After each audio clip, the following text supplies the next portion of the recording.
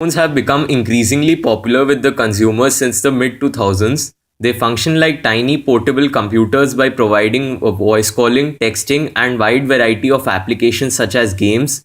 As a buyer, you would like to investigate the touchscreen options that are available in the market. This video will explore the differences between the two primary types of touchscreens: resistive touchscreens and capacitive touchscreens. Here is a block diagram of the 5 basic types of touchscreens that have been used in the various devices over the last few years.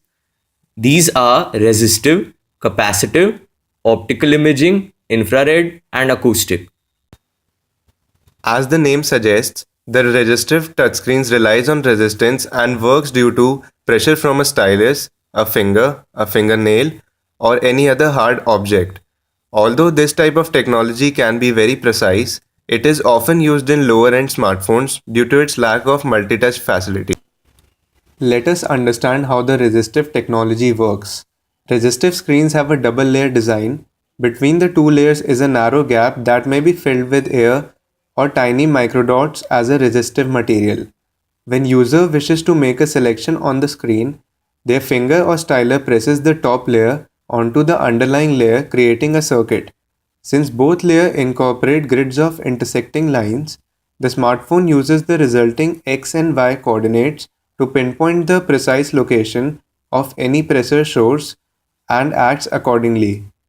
The pressure triggers the interior technology of the screen and then communicates the appropriate input signal to the smartphone's processor, which triggers the event or action that the user intends to initiate.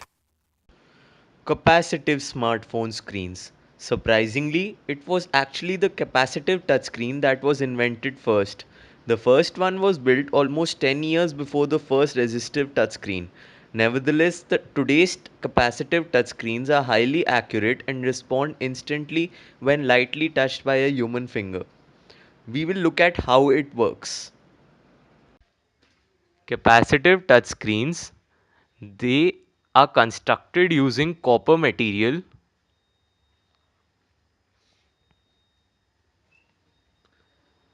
Indium tin oxide is also used. They store electric charges in an electrostatic grid wire, each smaller than a human hair. There is a glass substrate and a conductive layer. It is enclosed in a protective coating, and controller and electrodes are present. Sensors make use of the human's body natural capacitance, which is its ability to store and conduct minimal electric charge.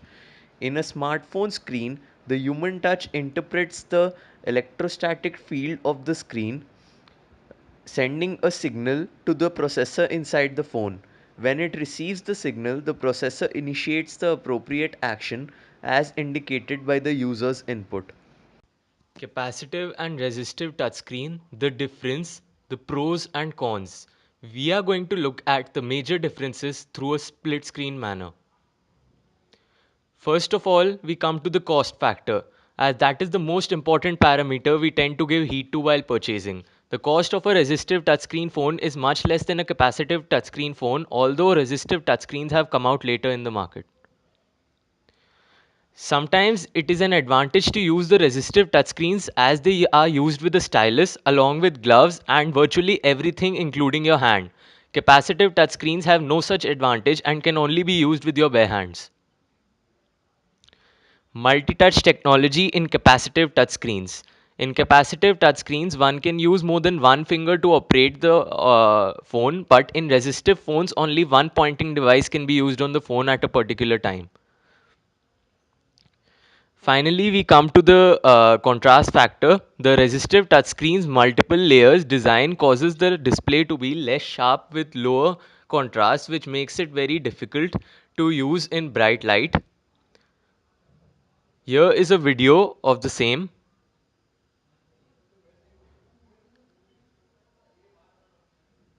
You can clearly see that the contrast provided doesn't isn't suitable for viewing in bright light. Since capacitive touchscreens are made of only one layer, which is constantly getting thinner as technology advances. These screens are not only more sensitive and accurate, the display itself is sharper.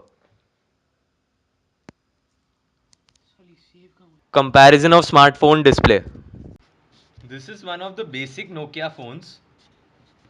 It has a TFT display technology.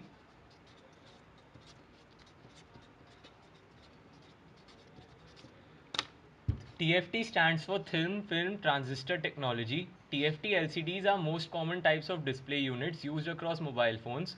TFT LCD offers better image quality and higher resolutions compared to the general LCD displays, but their limitation lies in narrow viewing angles and poor visibility in direct light or sunlight.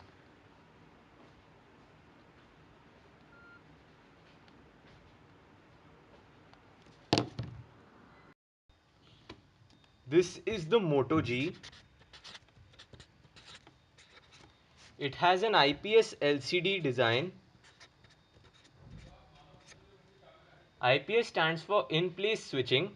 IPS LCDs are superior to normal TFT LCDs with wider viewing angles and are only found in higher-end smartphones. A higher resolution version of IPS LCD is also used in Apple iPhone 4 as explained later because of its brilliant quality. This is the Moto X. It has an AMOLED display technology. AMOLED stands for Active Matrix Organic Light Emitting Diode. AMOLED displays are a type of OLED display for mobile and are rapidly gaining popularity in top-end smartphone segment.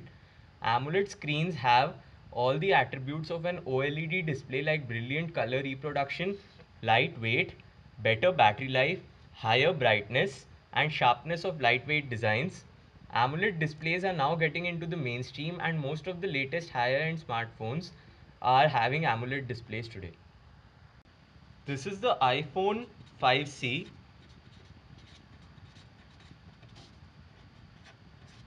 It has a Retina display.